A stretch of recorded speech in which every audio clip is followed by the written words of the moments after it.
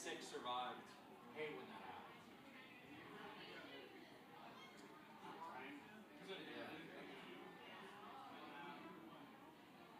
Felix, don't kill Bonnie.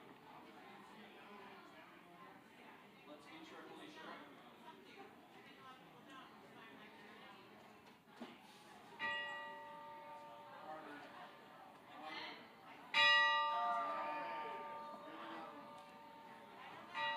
Gonna do great.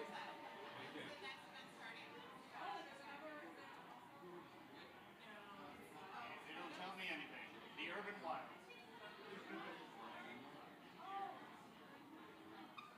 Guys, enjoy.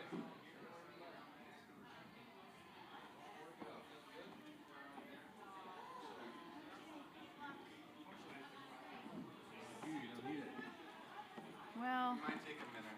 let's hope I can see. Oh, we're not supposed to be up here.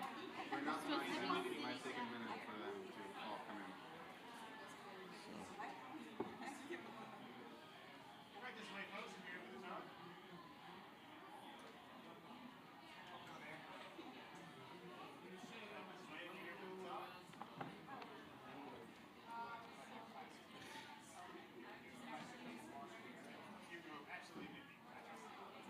You guys will talk about Flacco, right? So I don't have to introduce the book a lot. But the first time we actually met was when the snowy owl landed in front of my house. And then I started chasing it around the city. And that's how I met David. And then I met you all. I love that you use this photo. Nice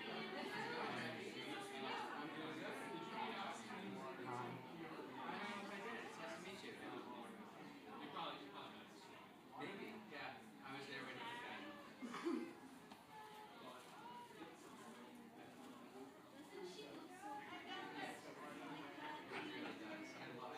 I remember that day, actually, because she was right on that branch, and it was still early enough that it was light, and there's that one going, that's where the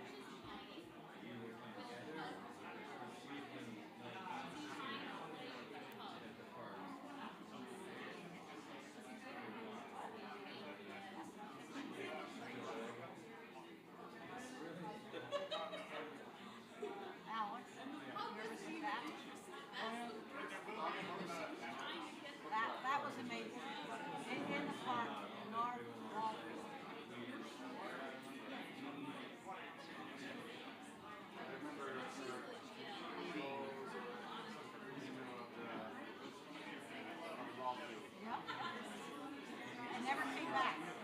Came back never at night.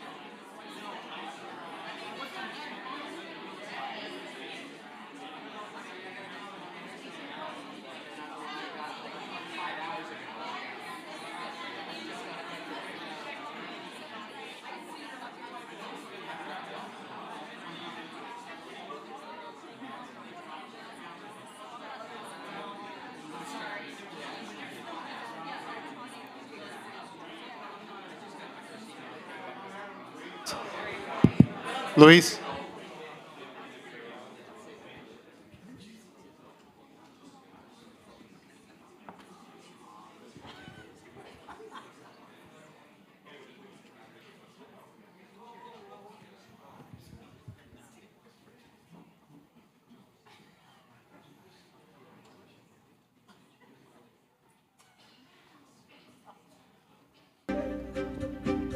There's a sense of urgency that we all must do something. We shouldn't feel defeated. We can do it. perpetual planet means protecting nature as if our lives depend on it. We have to keep hope alive.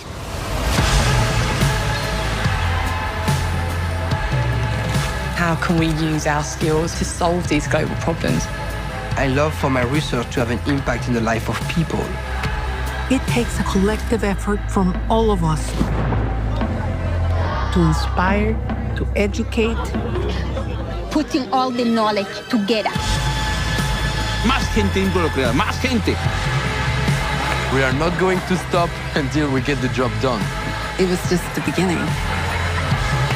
Fantastic.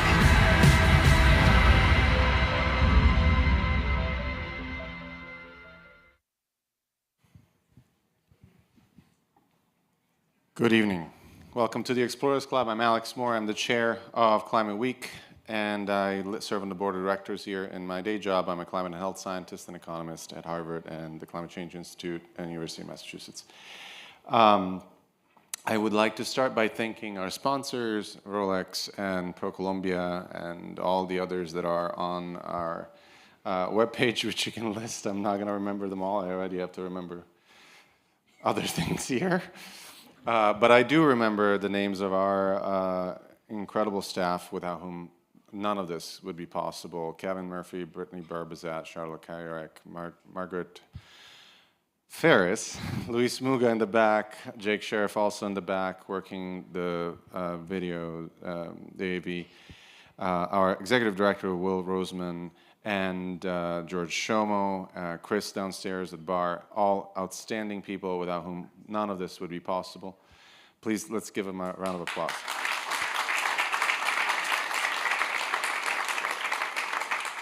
I'd also like to thank our trustees who continue to support this program and the club and in general. Mr. Leonard Levy is here today joining us. Thank you, Leonard, for your continued support. And the board of directors and board of trustees. How many of you are here for the first time? A few. So the Explorers Club was founded by polar explorers who wanted to bring back the experience of untouched places to the middle of the biggest city in the world, for people to actually understand what wild nature really looks like. It was founded in 1904. And we continue to be the messengers of science. We continue to translate difficult topics, difficult subjects, discoveries for the public. That is our mission. We do science communication. And we also, if you ask any of our 3,800 members, word that defines them, the most common word most likely would be conservationist. They may not know what it means, but that's probably what they would say. Because everyone in this organization thinks of nature as something we should protect. And that is why we support Climate Week and Oceans Week, which are both founded here. Oceans Week was founded here. Climate Week is more hairy, more. So tonight we have three outstanding advocates for nature in different ways. David Lay and Jackie Emery are two of the most outstanding photographers I've ever met. They do wildlife photography all over the world.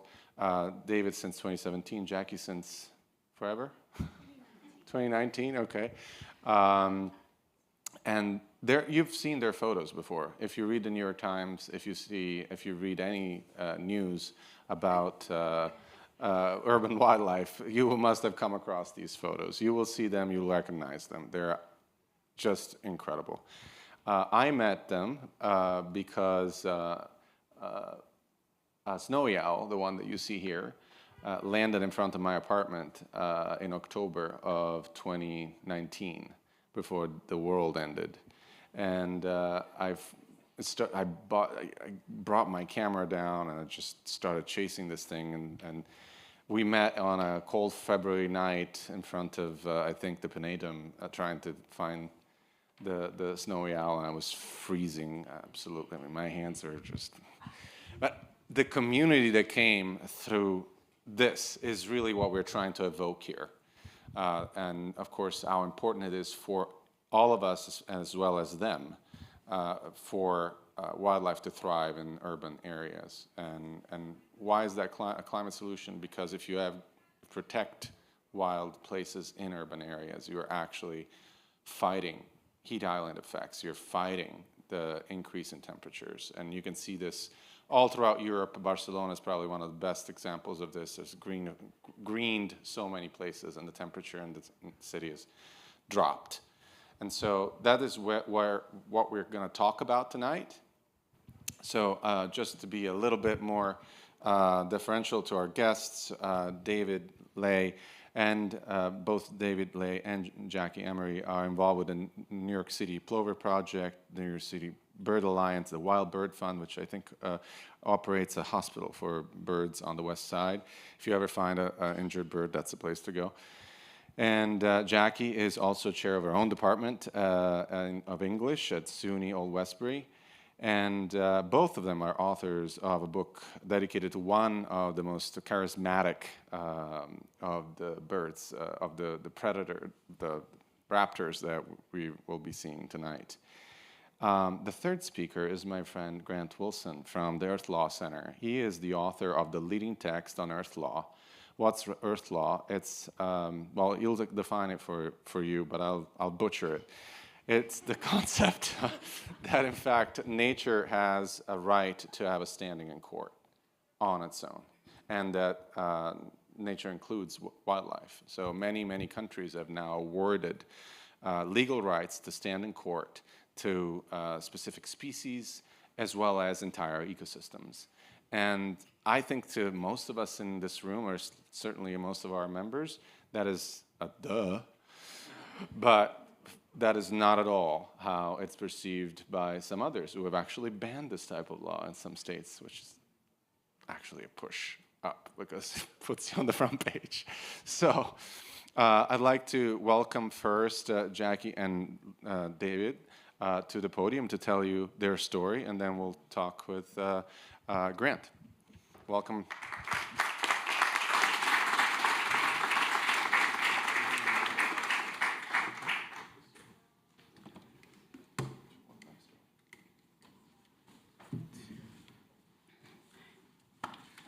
Thank you, Alex. Thank you, everyone, for coming.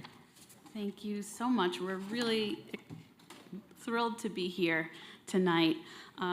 Whenever we have an opportunity to talk about owls and coyotes, you might not be able to get us to shut up.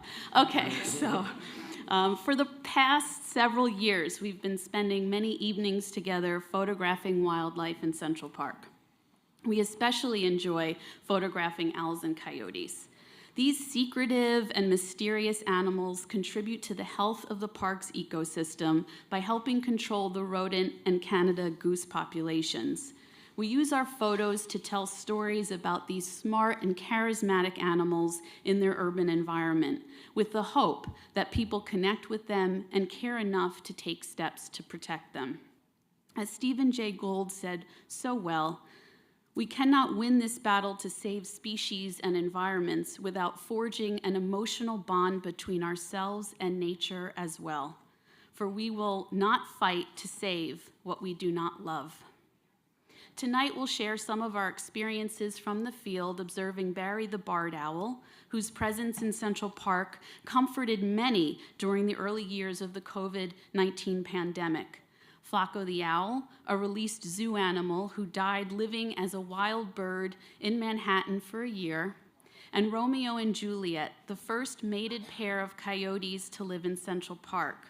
We'll also talk about how these individual animals have inspired legislation and grassroots initiatives to protect urban wildlife.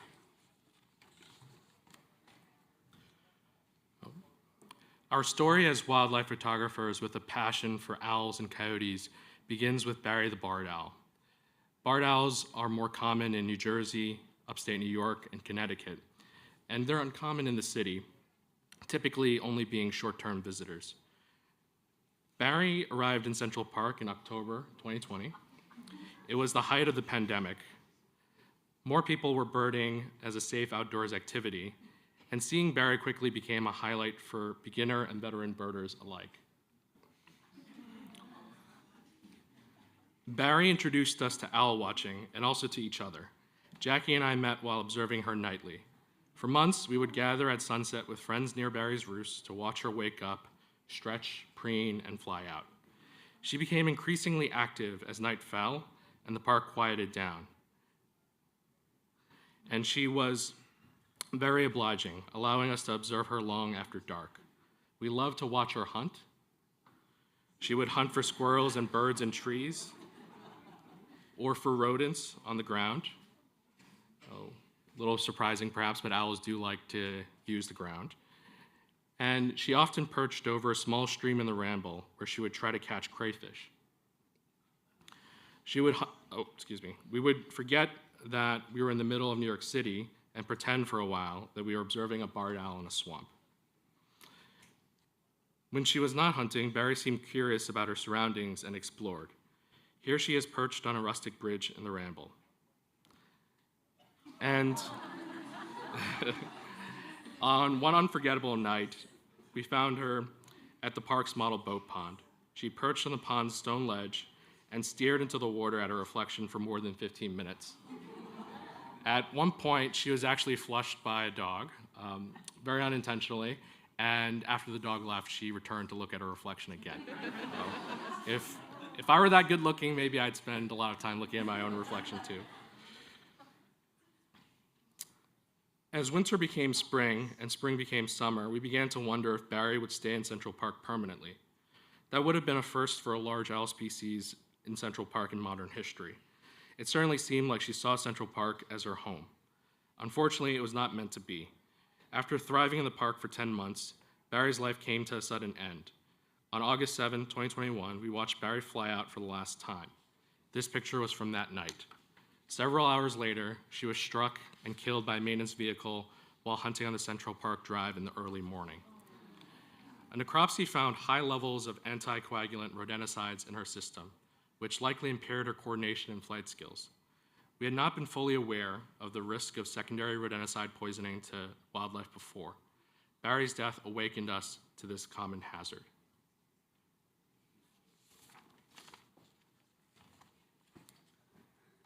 Barry's tragic fate was at the forefront of our minds when Flacco, the Eurasian eagle owl, was released from the Central Park Zoo. Flacco lived in the zoo for nearly 13 years until the fateful night of February 2nd, 2023, when a vandal cut the wire mesh of his enclosure and released him. We were immediately concerned for his safety because of his poor flight skills and feared he would collide with a building or get hit by a car. Flacco landed on the sidewalk near 5th Avenue and 60th Street. There he was quickly spotted and a crowd began to surround him. The police responded and placed a small pet carrier on the sidewalk next to him. Flacco was not cooperative with this first rudimentary rescue attempt and flew off, previewing his future resistance to being captured. He spent the next couple of days looking bewildered and scared in Hallett Sanctuary at the southern end of Central Park. We later learned from owl researchers that the odds of catching him were slim. He had been fed a frozen lab rat earlier that night of his release, and large owls can go for days without eating. Falconers often keep birds of prey a little hungry so that they are more likely to return to them. But for the next few days, we watched Flacco become more owly. He was roosting during the day and practicing flying at night. He initially had poor flight skills and crashed into branches and twigs every time he landed.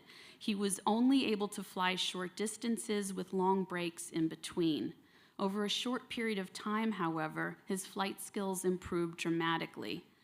One night, he swooped over our heads and landed on the ground. We were like, what the fuck is he doing? We turned around and we looked. There was nothing on the ground, but we knew he was trying to hunt.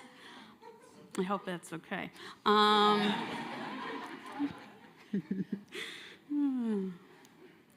We wondered if he was getting hungry.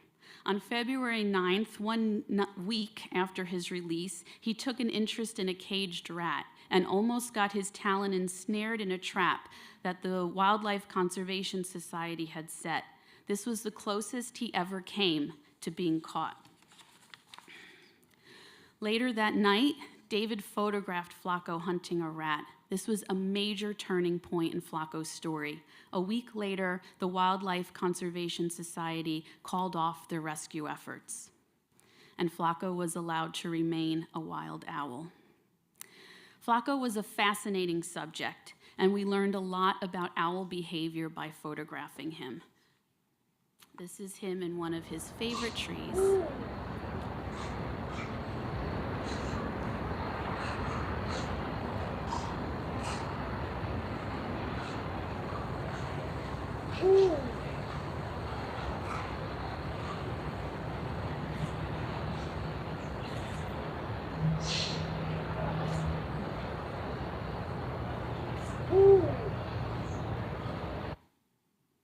Like other wild owls, he gravitated toward the rattiest places in the park. One of his favorite places to hunt was in the construction site of the Harlem Mere. The machinery and tall dirt mounds made the area perfect hunting grounds for him. He became a bit of a legend there, so much so that construction workers hung photos of him in one of the trailers at the site, as Ed Shanahan reported in his New York Times article on Flacco's one-year anniversary as a wild owl. In the photo on the left, he's perched on a concrete wall form. On the right, the safety railing on the roof of the building next to an American flag. Although the hunting style of Eurasian eagle owls is described as sit and wait, he didn't need to wait long. He would swoop down without making a sound and grab an unsuspecting rat. We might hear a squeal. Then he would land on a dirt mound and start eating. Here's a photo of him on a Komatsu excavator. Like the construction site, the park's composting area was also one of Flacco's favorite spots. In the photo on the left, he's on another excavator. We joked that boys love their toys. And on the right, he's on a soil sifting machine.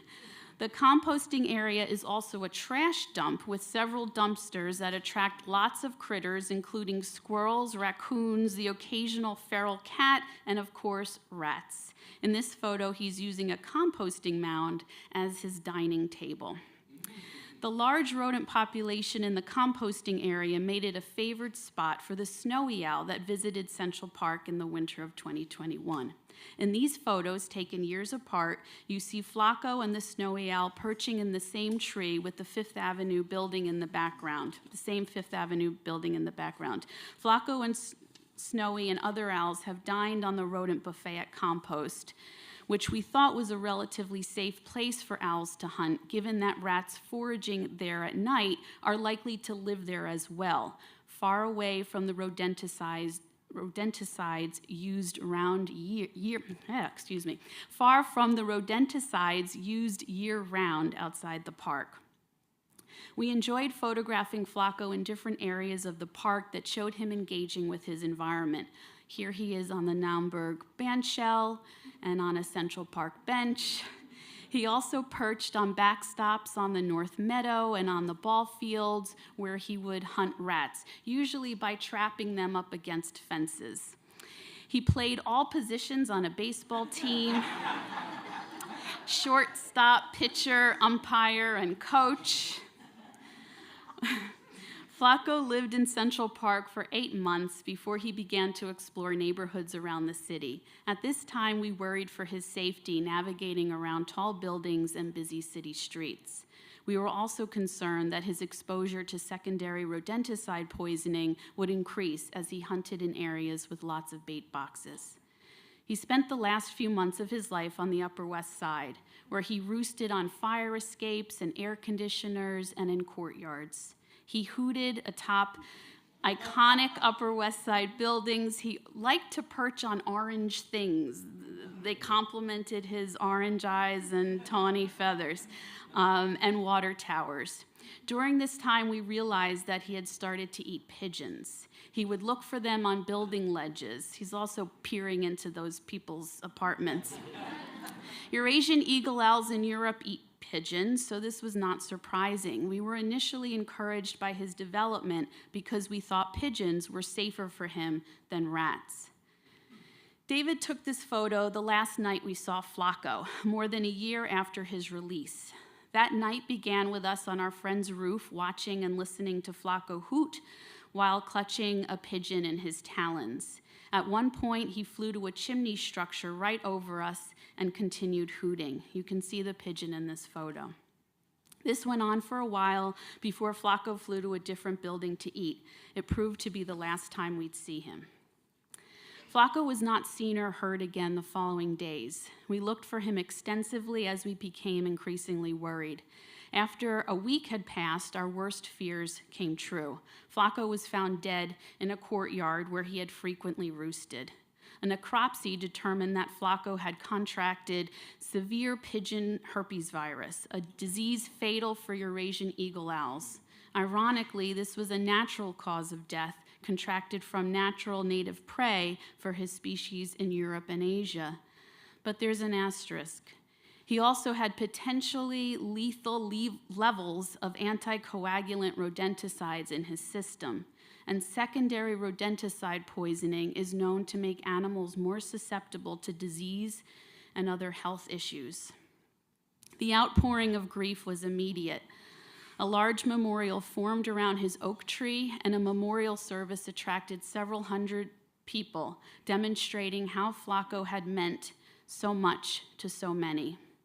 His ability to inspire people to take an interest in wildlife cannot be overstated. His death spurred many of his devoted followers to take action to protect wildlife. Here are some of the most notable examples.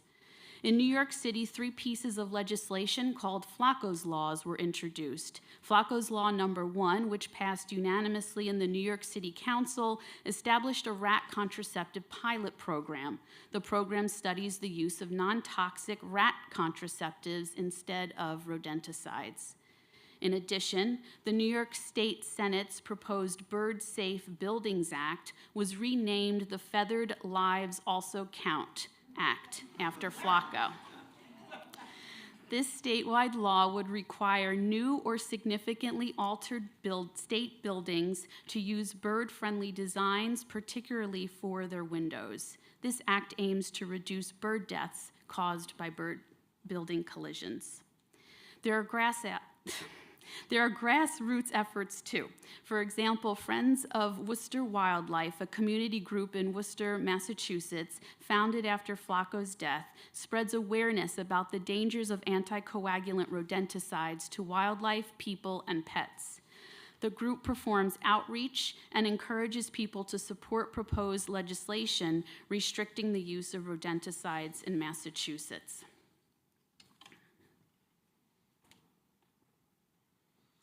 When Flaco died, we found comfort in a familiar place, with the wildlife of Central Park.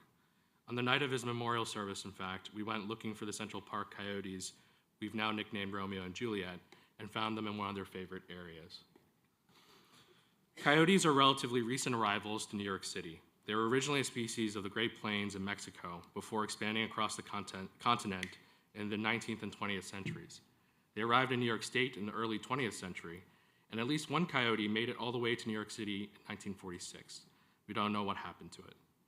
Decades later, in the 1990s, though, coyotes arrived in earnest in the Bronx, probably coming from established populations in Westchester and Connecticut. It wasn't long before they started popping up in Manhattan, too. The policy of city agencies was initially to capture and relocate them, sometimes with tragic consequences for the animals. In 2016, this policy was ended, recognizing that it was increasingly impractical and inhumane to remove coyotes, and also recognizing that coyotes were peacefully coexisting with people in many other US cities. This policy change set the stage for Romeo and Juliet, the first mated pair of coyotes in Manhattan. Juliet came first. We initially encountered her while birding in Central Park in 2019. Sightings of her over the years were incredibly rare. Besides a few daytime sightings of her when she slept in a rock crevice near the lake, we scarcely saw her again until May 2023. We were in the northern end of the park late one night photographing Flaco, who had just flown towards the ground in pursuit of a rat. While scanning for him with our binoculars, Juliet suddenly appeared. Flaco flew off. When we refound him seconds later, he was eyeing Juliet angrily from a pile of landscaping stones. After that sighting, we began to hear rumors from birders that a second coyote had arrived. Last January, we were photographing a pair of long-eared owls in the same area of the park when we again saw Juliet, this time with a new arrival. This is footage from a thermal camera, which, hint, hint, is how we find them. So you can see, can't tell which is which in a thermal, but. That looks like her on the right. The new arrival was larger, darker, and more skittish than his mate. We saw the pair a few more times during the weeks we observed the long-eared owls. One unforgettable February night, we heard these urban song dogs howl for the first time in response to sirens.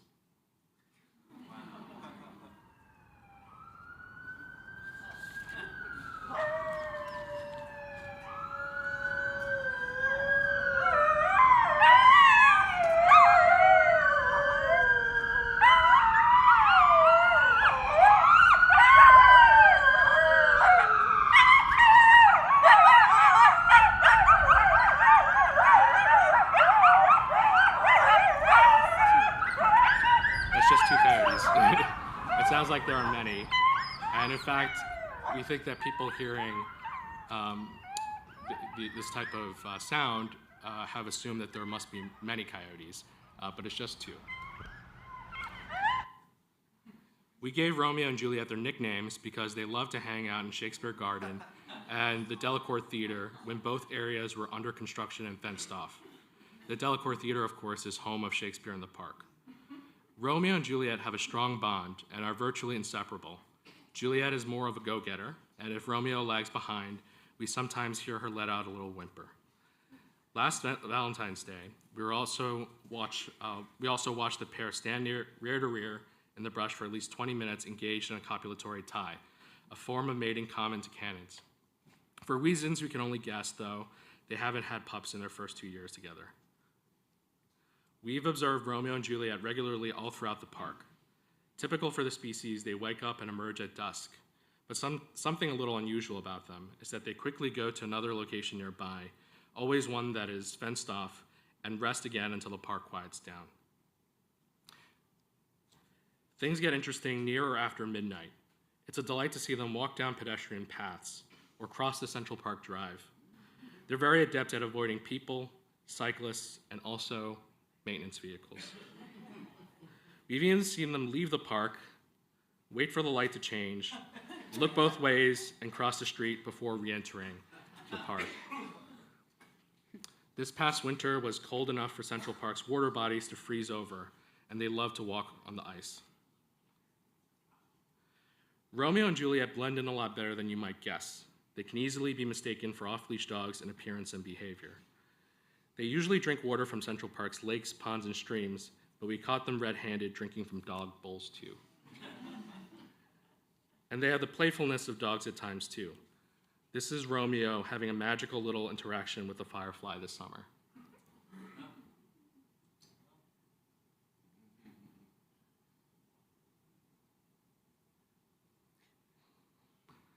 Not food. He looks offended. Big stretch.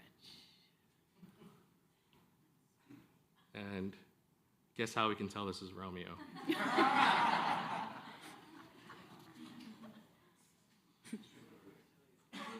Juliet's in the background there. Finally, it's always a thrill to see them hunt. Juliet is facing off with a raccoon in the photo on the left, and the pair is surrounded by the remnants of a Canada goose in the photo on the right.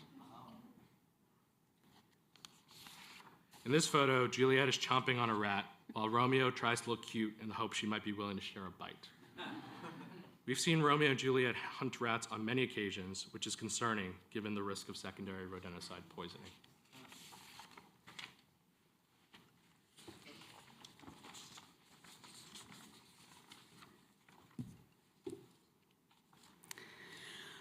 We don't want the coyotes to meet the same fate as Barry and Flacco. We're trying to educate the public about Romeo and Juliet so they appreciate, cherish, and want to protect them as much as we do. For the benefit of the coyotes, visiting owls, and other wildlife, we are beginning to work on a grassroots initiative that seeks to limit the use of anticoagulant rodenticides in the park and surrounding neighborhoods. We are hopeful that we can convince the Parks Department, Central Park Conservancy, and others to use alternative and more humane means of controlling the rat population and thus make the park safer for wildlife, pets, and people. Thank you so much.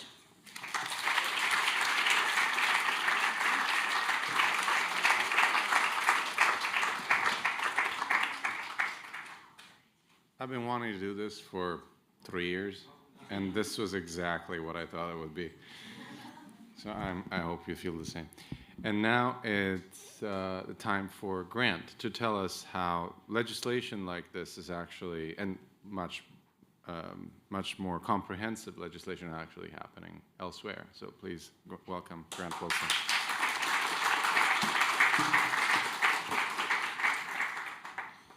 All right, thank you. That was amazing. I personally just want to look at more photos from Central Park, but let's dive in. I'm Grant Wilson. I'm Executive Director of Earth Law Center, and there's kind of two main points I want to make to you tonight. One is that there's this golden era of innovation around the world happening right now on ways to give nature a voice in the legal system, and we'll talk about some of those. Second point is that within governments where national governments are rolling back environmental protections, it's actually an opportunity for cities to step up and be strongholds of ecological justice and show what's possible through local initiatives. First, I want to tell you a little story.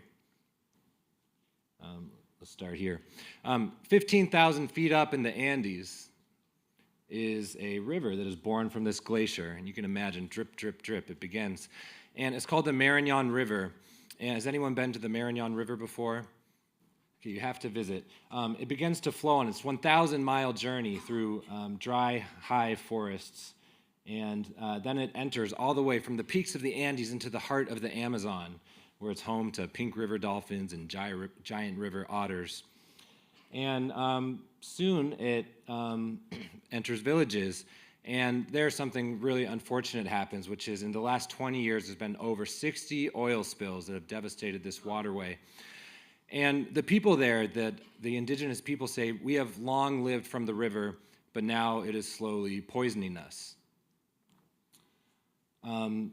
We worked with indigenous Kukama women to talk to them about what legal strategies were working.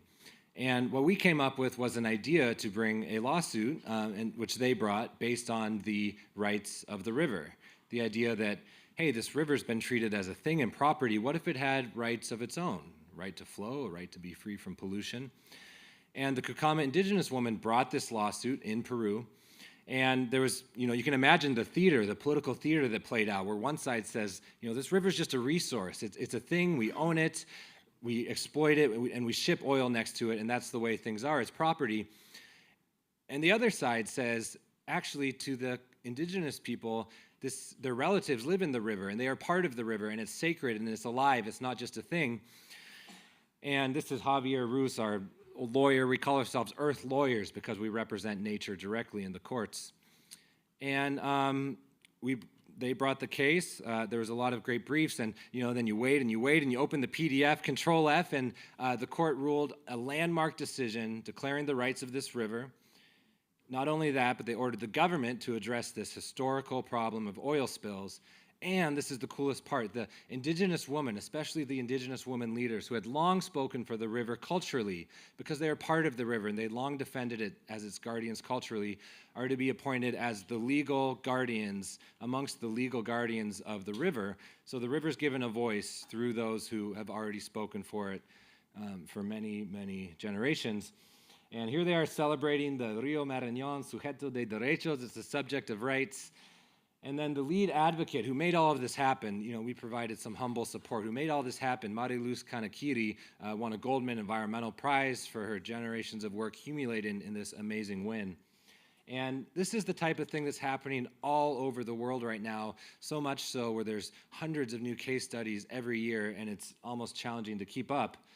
And we're going to talk about a few more of those, but I want to talk about animals for a second because we just saw all these great animal pictures. So here's some animals. And that's all I got to say about that. Enough said, these are animals. You can't disprove that. So, what are animals? We know them to be sentient beings, to be personable, to be friends, kin or relatives, sacred entities. They're social beings. They're sacred, really. But that's not what the law says. The law defines every animal as something. It has to be something. And I just want to point out two examples. An octopus is an invertebrate, and octopuses are regularly tested on for medical advancements and pharmaceuticals. And there's this law called the Animal Welfare Act. It's great, and it protects animals in laboratories. So you look at the law, and you go down to the word you go down to the word animals. You think you know, like I did, what an animal is, right? But it says animals excludes all non-vertebrates. So an octopus in a laboratory is not an animal. It has zero protections in the laboratory, and you can do to it essentially whatever you want. It can be in a tiny little tank with nothing to entertain it. And these are such amazing beings. Octopuses dream, and while they're dreaming, their body changes shapes and colors. Every one of their suckers can taste. So when they move food from the end of their tentacle all the way to their mouth, it's tasting it the whole way up like a giant arm tongue. They're amazing. And they have no protections at all in this context. Another example, poultry. If you're poultry, you're a male chick, you're born on a farm, you have a soul, you're alive. The law says that you're waste because in this case, oftentimes you're looking for egg-laying hens. And in fact, over 6 billion of these souls are just ground up, killed immediately upon birth and often ground up alive. Because they're treated as waste. And so, what are you as an animal under the law? It really depends what the law says. I'm a human, that's good for me. Companion animals have it pretty well off, and some others do as well. But you are what the law says you are. But fundamentally, you are property under the law. If you're an animal, you're a thing. You don't have rights. Only persons have rights under the law. And the same goes for a sacred river. It's a thing. It's a property. We own it. It's a resource. But there's 30 million rights holders in the United States in the form of the 30 million corporations that are here. And so having rights, being a person, means basically you have the capacity to bear rights or duties. That's what a person is. So my question with the Marañón River and with many of these case studies is, what if nature was a person? What if nature had rights like the corporations? And that is starting to happen all over the world. It's really, really amazing. This is Mar Menor in Spain. I'm now kind of veering into urban ecosystems here. There's 100,000 people that live around this saltwater lagoon in Spain. There was a campaign to give it personhood at the national level in Spain. It was successful. It was given rights, and then there's these amazingly complex guardianship bodies where there's scientific advisors, community representatives, and they all speak as this lagoon, Mar Menor. It was challenged in court. It went all the way up to the Constitutional Court in Spain, and the justices there are looking through the Constitution. There's nothing about rights of nature in here, but nonetheless, they upheld this law, and they said, you know what, in our Constitution, there are human environmental rights. We believe in intergenerational climate justice. We are part of nature. Our traditional environmental laws that treat nature as a thing and kind of take this approach of damage control or emergency room laws, where laws kick in when a species is almost extinct or when it's almost too late and try to tiptoe back from the cliffside. They said that's not working, so we're going to uphold this law because we're part of the watershed too, and it deserves a voice. So really cool. And the main advocate of that, Teresa Vicente, also won a Goldman Environmental Prize. So 2 years in a row, there's been major rights in nature wins for the Goldman Prize. Veering further into urban environments, in Paris, Mayor Hidalgo just declared a campaign for rights of the Seine River. They cleaned it up for the Olympics, and now they're seeking its rights and personhood. Hasn't been approved yet, but you can imagine in an urban environment where the goal is not merely to uphold the well-being of the human community, that's important, but also to recenter governance around this reality that we all live in a watershed, we're all part of a bioregion, and what if those realities were represented in governance? This is what Paris is looking at. And then what about in New York? In New York here, right, in New York City, there's no rights for ecosystems in New York City, but there are some really interesting opportunities. And the work of Earth Law Center and that I do is not all rights of nature. It's a broad array of innovative legal movements to live in harmony with the natural world. And so there's a lot of ways to go about that. One is rights. I'll talk about a few more. There is a movement in New York to daylight water bodies that are buried underground. This is Tibbetts Brook. It's buried underground and is mixed with sewage and then dumped into the East River after going through a water treatment plant. It's being daylighted. It's being restored above the ground. And actually, this is a picture I took today. I was there this morning. And right where I'm standing in 2030, there's going to be a big stream above ground flowing beautifully with wildlife restored, effects of heat in urban environments mitigated. And all of these sewage overflows that happen now during big storms are going to be so much less because all this extra water that's being forced into the sewers is now going to be above ground. And so you're going to have less of these CSO incidents. So really amazing work. And it's even in around Washington Square Park. This is Steve Duncan. He's a famous sewer spelunker. He's coming to town this weekend. I convinced him to come out of retirement after 10 years to show me around this weekend. This is a little older, but this is Minetta Brook around Washington Square Park. You can look underneath the pavement, and there it is. And so there's all these rivers living underneath the city in many cities around the world. Now, I'm a law nerd, and I immediately go to this legal theory of habeas corpus. There's this legal theory, habeas corpus. It means that which has the body.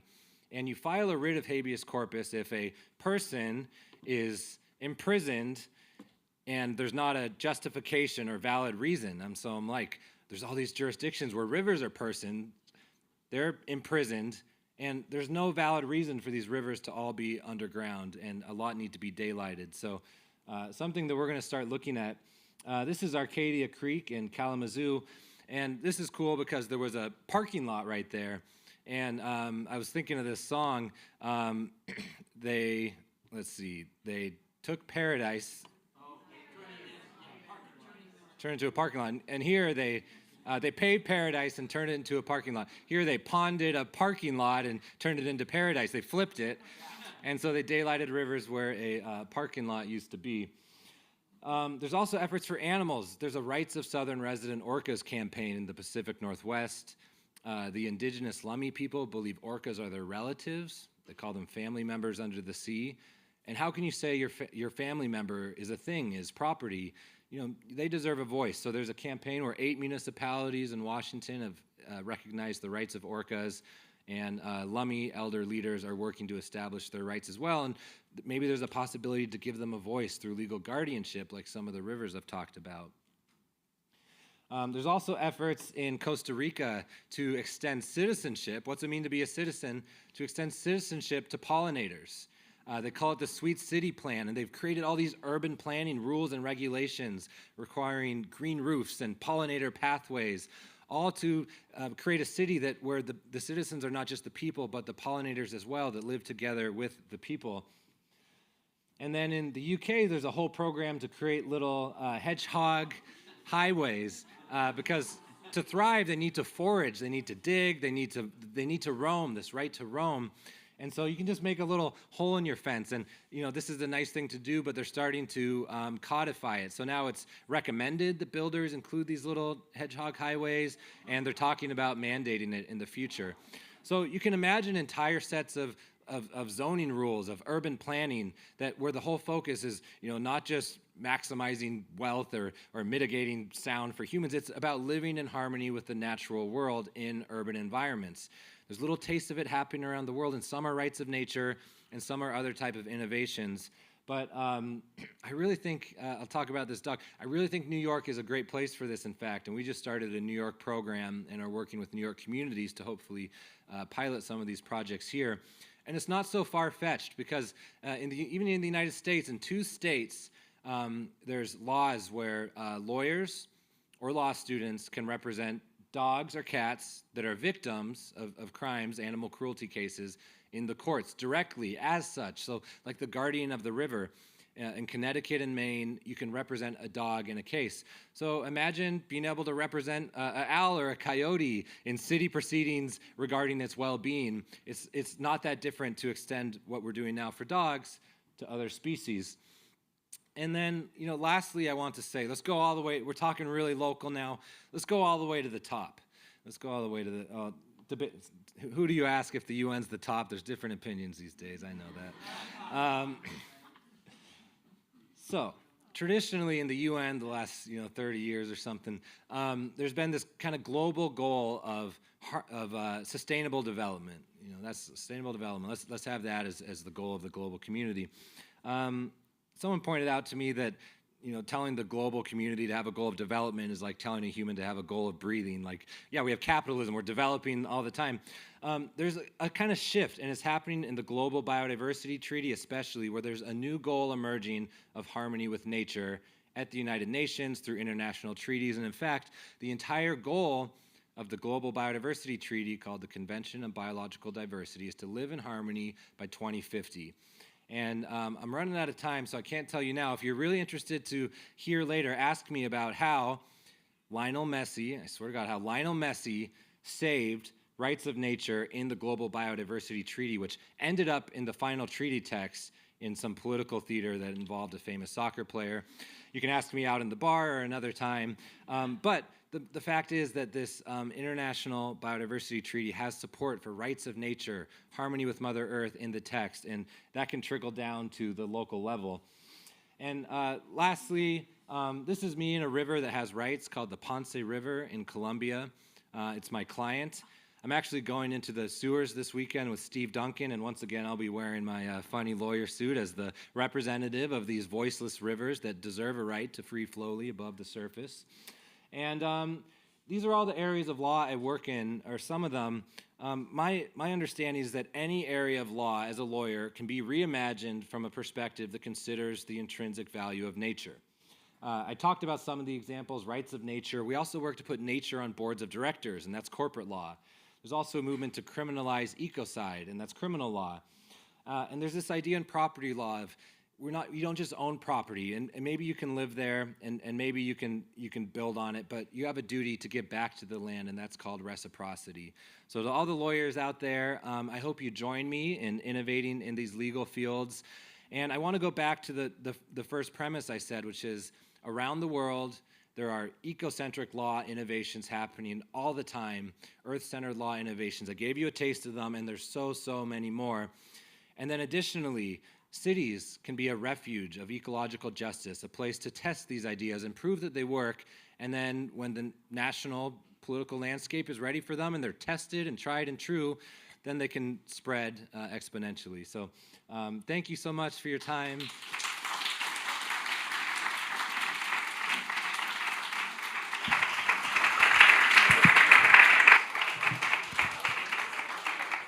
Please come on up. These are turned on by, oh, they're just turned on. Make sure that they are turned on. Yep, here you go. Okay, I have some questions. How did Lionel, no. I'll ask you that later. Okay.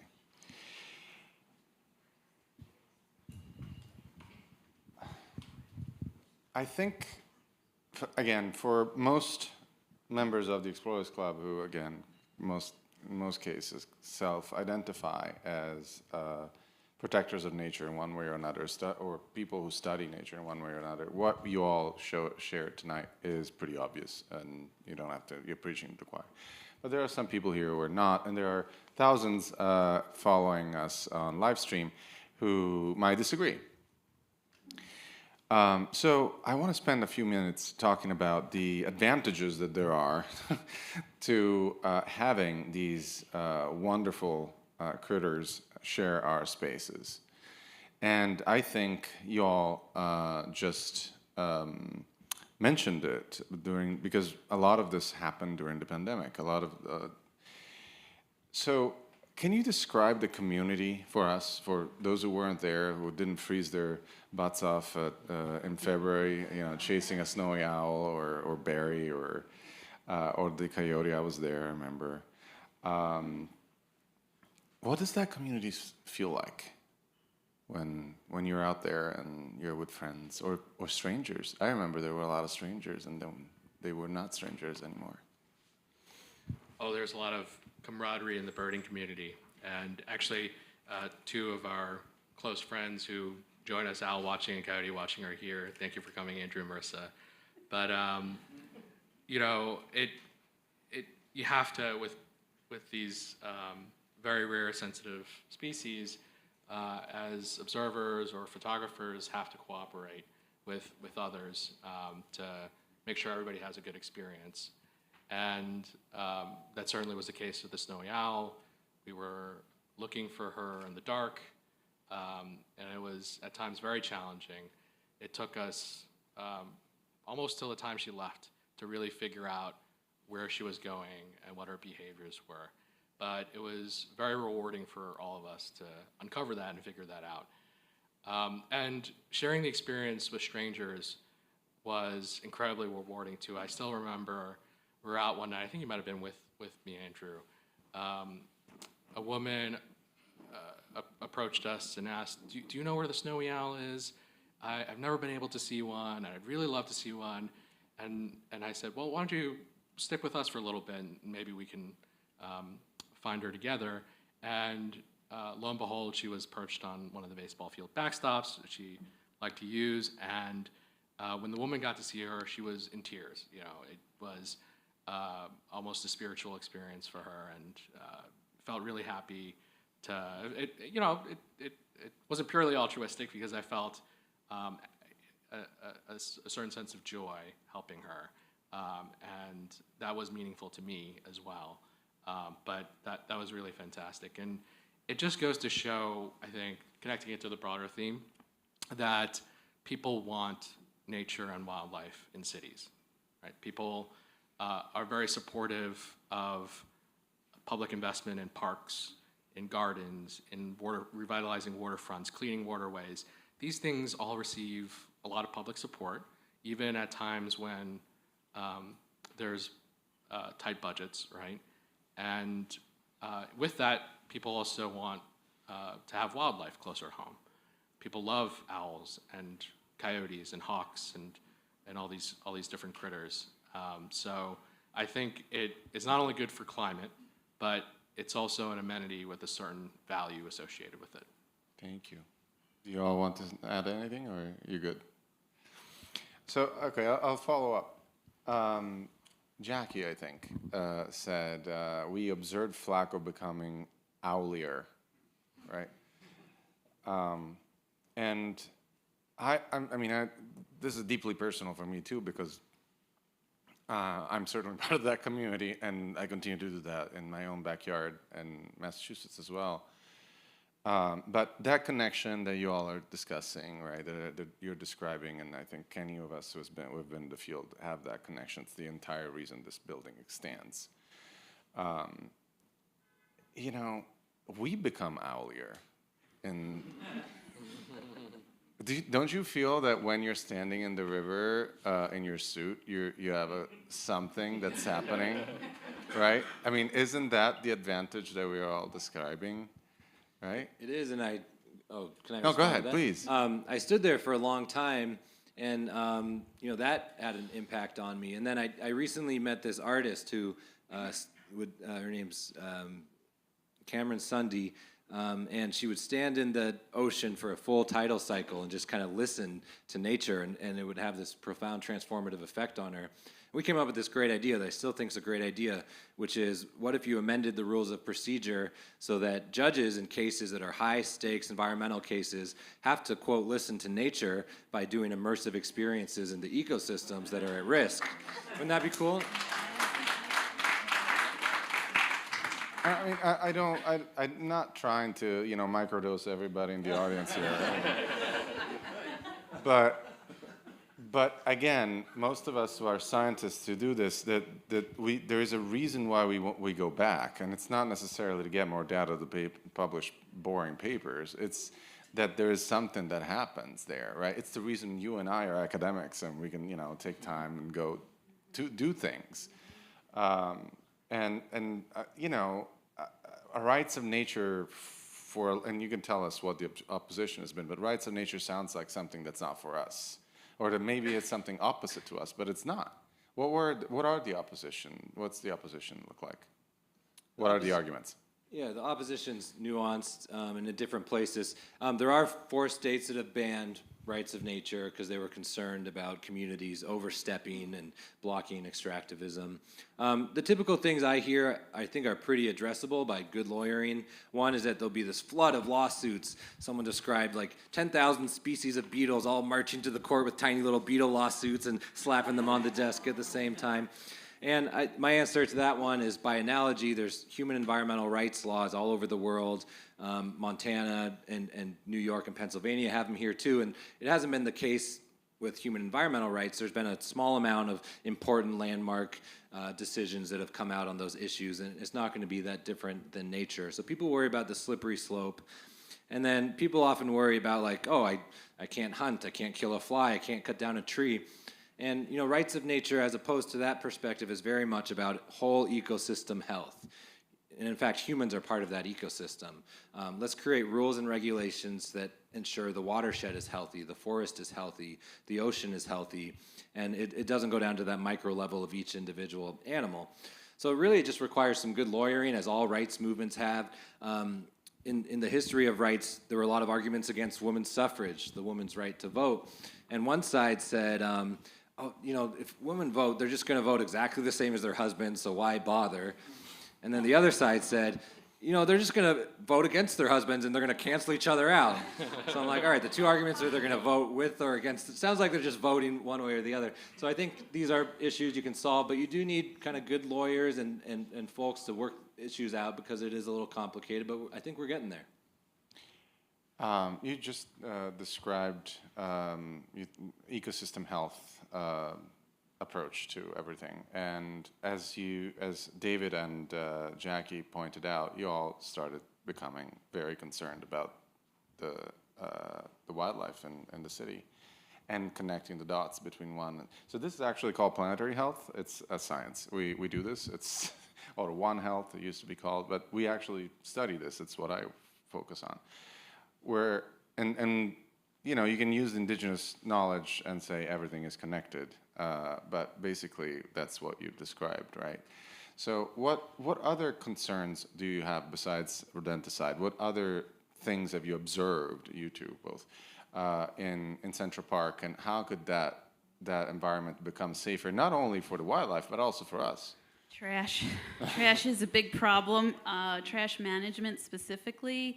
And so there was a New York Times article recently about rats that are climbing into baby strollers in the playgrounds in Central Park. Of course, that's a little bit disturbing, right? But what's happening on those playgrounds? That first of all, the rats are going into the strollers because there's food there. There's also food on the playgrounds and all around the playgrounds, and trash isn't being properly taken care of, right? It just sits out. The garbage cans overflow. So I think we have a trash problem. I like rats, actually. They're very cute, and they are very social animals. They are more like us, I think, than we like to admit. Very smart creatures.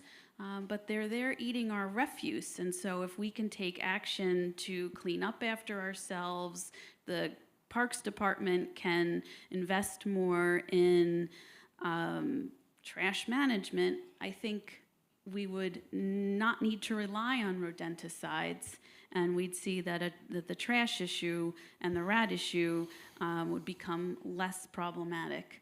Don't call the cops on the coyotes. Pretty simple.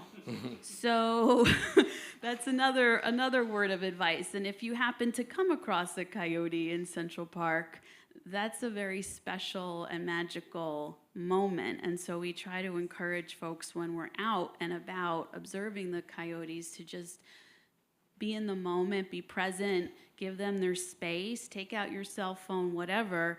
They'll be there and then they'll be gone seconds later, and they'll just go on their way. But there have been lots of reports, lots of police reports about the coyotes, and that's disturbing to me. Grant, will you represent them Yeah, I mean, I'm thinking Romeo and Juliet have rights. They have the right to exist in the park and to not be badgered.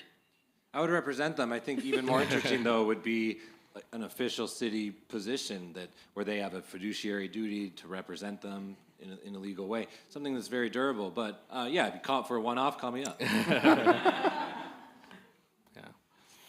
Off-leash dogs. We love dogs. Jackie has a beautiful dog named Tilly.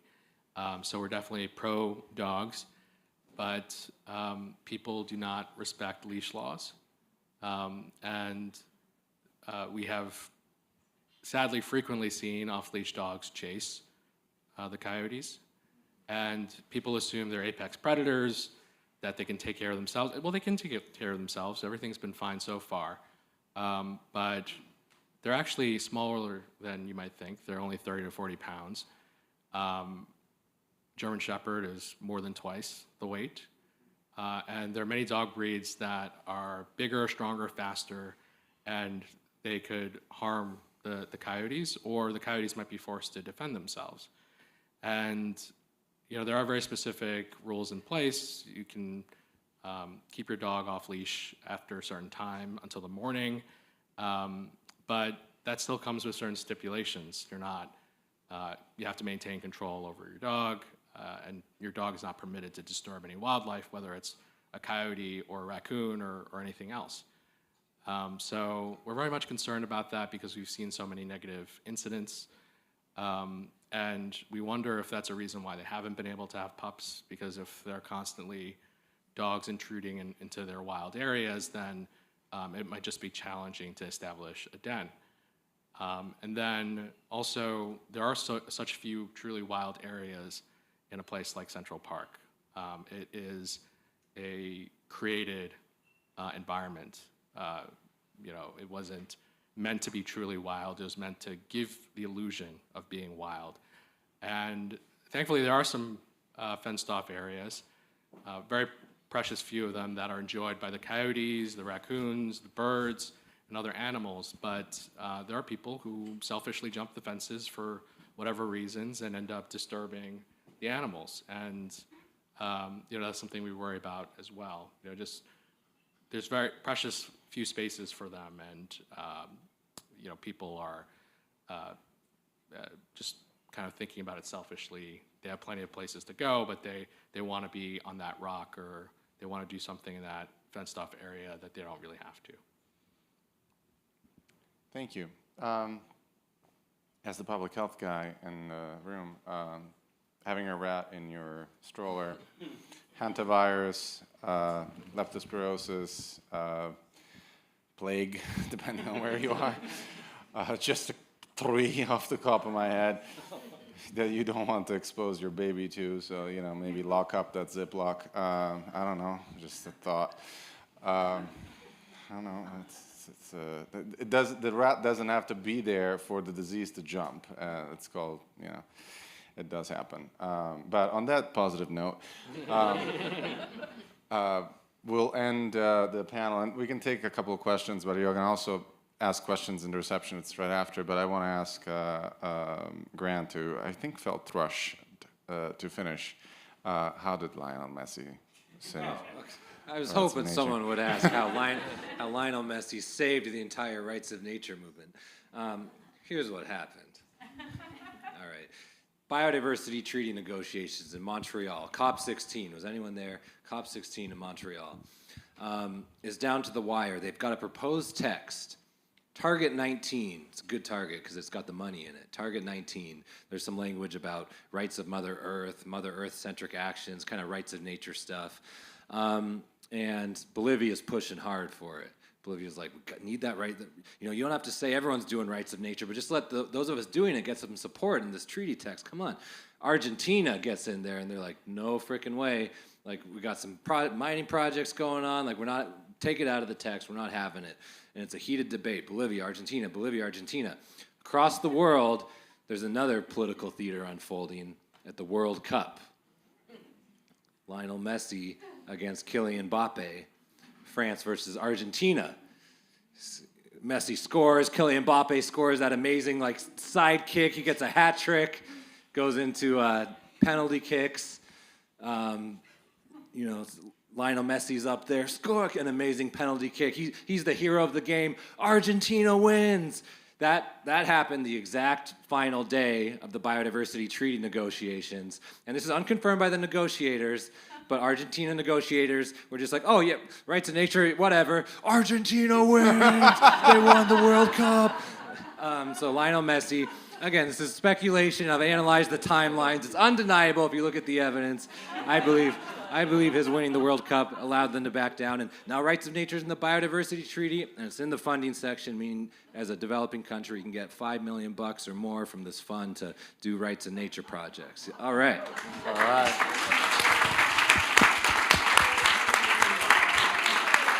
All right. You feeling okay for a couple of questions, or do you want to go have a drink? All right. Questions. Thanks. Hi, I work with a group called the Grassland Bird Trust in New York State, and they preserve grassland. They're having a little problem. It is, New York State is very involved in clean energy. We all want clean energy. This is a good thing. But they're taking most of the preserved grasslands, and they're going to put up solar panels. And what they're supposed to do is they're supposed to rebuy or present to the Grassland Bird Trust an equal number of acres. The problem is that the birds that use these, the migrating birds that use these acres, these preserved acres, things like snowy owls in the winter, short-eared owls in the winter, northern harriers, meadowlarks, all endangered, are not going to move. So how can you negotiate some kind of a compromise? Have you seen this before? What do we do when something good like clean energy comes up against nature rights and animal rights? Yes, challenging question. So, a couple things. One is that I personally am not a fan of offsets, because destroying an ecosystem in one place and preserving one in another is just not the same thing. I think it hasn't worked well for wetlands, and in fact, there's been a lot of large corporations that are like, oh yeah, destroy those wetlands. We've got some credits, tick, tick, tick, from some questionable wetlands over here. Not a fan of trade-offs, and I would start from a place of saying we're not doing trade-offs. Like these species right here have a right to be healthy, and if we're doing anything, it's within this bioregion, it's within this very localized area. I would start from that point.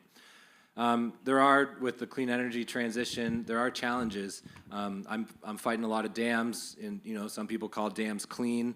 From my perspective, there's nothing clean or green about permanently destroying a river that flows freely, because dams kill rivers, so there's different perspectives there. Climate change is getting worse. It's an existential crisis, and you have to reckon with that also. I think there's a lot of stuff you can do with zoning laws to encourage solar and urban environments and built-up spaces that aren't protected areas that are important for local ecosystems. You might look at alternatives. It's a case-by-case basis, and it's complicated. I think one thing that is helpful to have is just a guiding ethic, and that's why I like the rights of nature. It doesn't answer every question, but it's a guiding ethic. And in Panama, for example, they implemented rights of nature, but they also created these principles of decision-making for when there's complicated issues like this. One of those is in dubio pro natura. When in doubt, protect nature. So if you're doing the math and checking it out, oh, climate change, but the solar panels, and you're like, it's a close call because these are both catastrophic, you might, when in doubt, protect nature and look for alternatives. I say all that, and I've never looked at this project. So if you want to talk to me, we can talk more, but hopefully that's a little bit of helpful guidance. Thank you. My question is for you as well. It actually kind of bridges both of you guys together in a sense. So, I mean, David referred to it. I'm out in the park just about every night. I'm around the coyotes a lot. I'm watching them, just learning as much as I can, and a lot of that comes with that is seeing the ways in which they interact with people and in the ways in which there are sometimes, unfortunately, negative interactions. And I mean, it was alluded to, something you'll see pretty often are unleashed dogs and the ways that that impacts their behavior. It can scare them away from places. Sometimes they'll chase the coyotes then retaliate. They don't physically retaliate, but then they'll chase them back, and then the owners freak out and all that stuff. And what's fortunate is now I would say it's probably close to 50-50 when one of us goes up to that dog owner and says, hey, regardless of if they even know, it's like, by the way, there's coyotes right nearby, please leash your dog. About half the time they'll be like, oh, you mean Romeo and Juliet? Cool, and then they just do it, and that's great. But then the other half of the time, it's just pure apathy. They really, they're just ignorant, they don't care, they brush us off, and it takes until their dog actually is running after the coyote for them to realize, oh, I have to do something. And then even by extension of that, so often you'll see people jumping fences knowingly or otherwise. Usually it's unknowingly, like a group of teenagers getting a picnic blanket on a lawn at night that's right in their path, and then they can't go anywhere for a few hours. My question to you would be, with reference to things like that, and just that kind of widespread ignorance and apathy that can so often precede stuff like this, how, in your experience or from past precedent, do initiatives like kind of grassroots niche things successfully develop into something that can garner like actual widespread support on like a nationwide or global level? It's a good question, and you know, I'm the lawyer here, so I immediately think of law stuff. I do think there's a virtuous circle between legal reform and cultural reform that support each other a lot. And I think of the gay rights movement, where it was like 1/3 support for gay marriage in the U.S., but then gay marriage started winning in the courts and it won all the way up in the Supreme Court, and then that flipped very rapidly. In like 10 years, there's like 2/3 support for gay marriage all of a sudden, and then the culture starts to change, and there's acceptance, and the law and the culture kind of play with each other a little bit. So you know, the lawyer in me would be like, let's play with the law a little bit, and also work on education and cultural change, and I think those two things kind of evolve together. That being said, some people are just horrible to nature, and that's like pretty obvious, and we're poisoning the planet and taking from Mother Earth, and you know, climate change and like everything that we've done are these atrocities, with exceptions of, you know, a lot of indigenous peoples that live in harmony with nature, relatively speaking, and I think there are also goals of societies, like China has a goal to become an ecological civilization. I think that's, you know, those sorts of goals are admirable, but it's complicated, and I think there's a lot of factors in play. But I think half the people knowing about Romeo and Juliet means you're doing it as good as anyone out there, and I'd commend that. If you want a little kick from the law too to bump the culture up a little faster, you know, happy to talk about that more. All right, I think it's time. We're 4 minutes over. Thank you so much for all your work. Please, let's give it a round of applause. Thank you. Just a word from, last word from your sponsors. We have 2 more events tomorrow. One in particular at 5 with top environmental writers, Bill McKibben, Terry Tempest Williams. These names will be familiar to you. It will be tomorrow at 5. I think there are still a few seats available. And I would like to thank Jenna O'Connor, Bonnie Wiper, Lacey Flint, Andrew McInerney. I didn't remember them earlier. I remember them now. All of them fantastic. Jenna particularly arranged for the reception out there. So go enjoy the reception.